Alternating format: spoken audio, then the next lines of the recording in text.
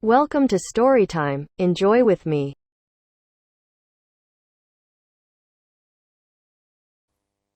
How's Your Mother? By Simon Brett.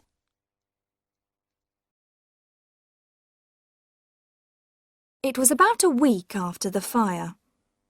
Of course, Reg Carter had talked to Mr. and Mrs. Denton, and they had talked to almost everyone who came into the shop.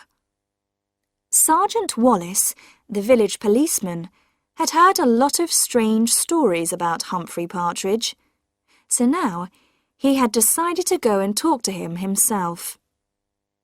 Partridge opened the door slowly, and the sergeant went straight into the sitting room. It was full of boxes. "You're packing your books, I see, Mr. Partridge. When are you going to Canada?" "In about a month."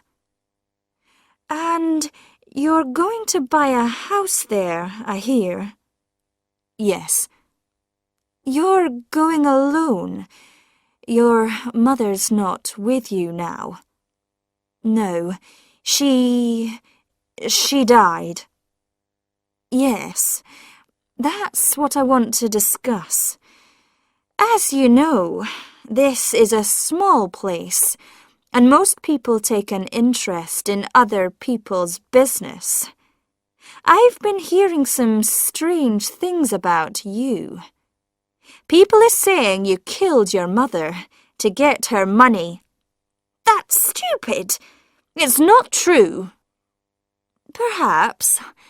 Let me ask you a few questions. First, when did your mother die?" 10 days ago. The 11th. "Are you sure? The 11th was the day you had the fire." Sorry. 2 days before that.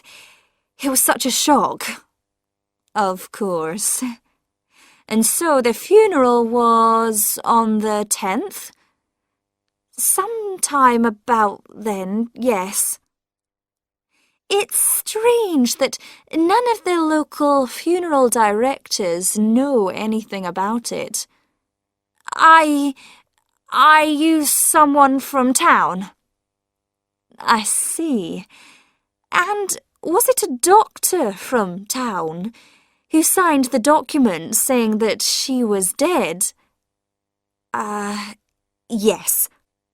"Do you perhaps have a copy of the document?" Partridge looked unhappy. "You know, I don't."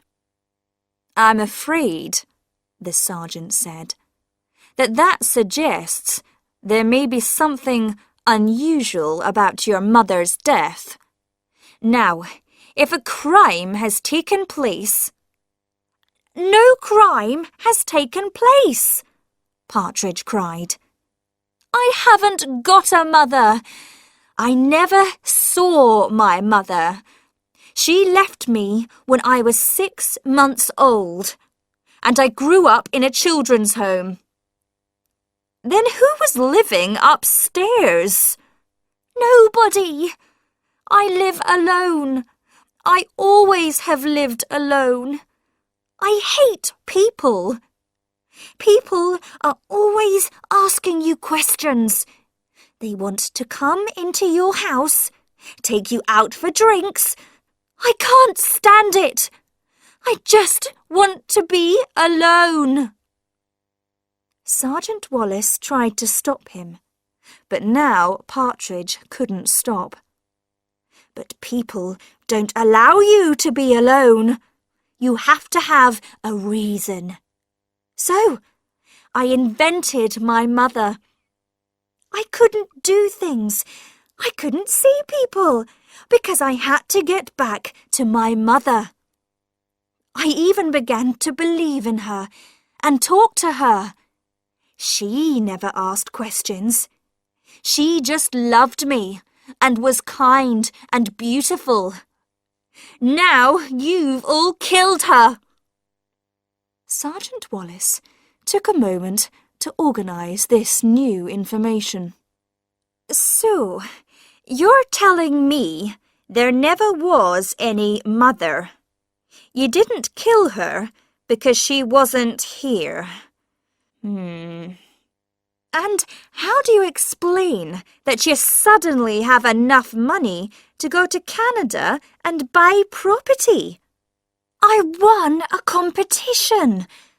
I got the letter on the morning of the fire. That's why I forgot to turn the cooker off. I was so excited.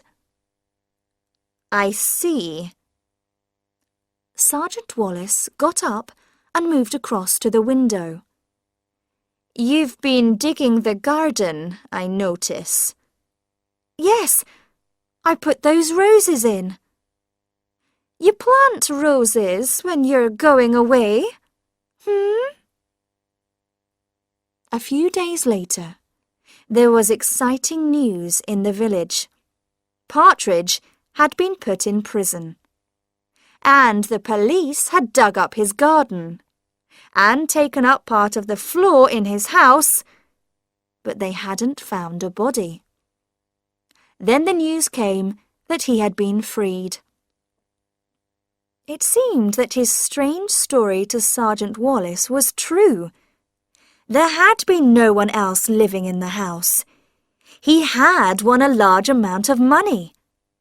And Partridge's mother was living in Liverpool and had been in trouble with the police on several occasions. Partridge came back to his house and continued preparing for his move to Canada. 2 days before he was going to leave, in the early evening, someone rang his doorbell. It was December, dark and cold. All the villagers were inside their houses. He did not recognize the woman standing on the doorstep. She was dressed in the clothes of a young woman, but her face was old. "Hello, Humphrey," she said. "Who are you?" He held the door, ready to close it. The woman laughed. "No, I don't expect you to recognize me. You were very young when we last met." "You're not?" "Yes, I am. Don't you want to give your mother a kiss?" She pushed her painted face towards him, and Partridge stepped back into the hall. The woman followed him in. She looked at the packing cases. "Of course, you're going away. Canada, is it? I read about it in the paper. I read about the money too." "What do you want?" said Partridge. "I've just come to see my little boy. I was thinking, perhaps you should help your poor old mother now. You never did anything for me. You left me.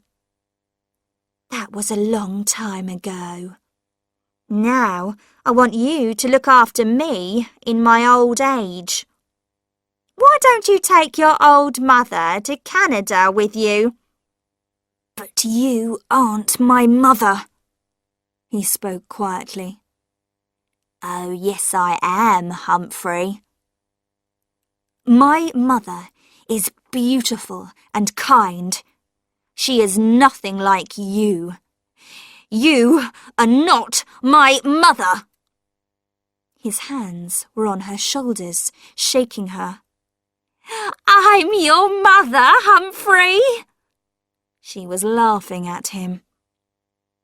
His hands moved to her neck to stop her words.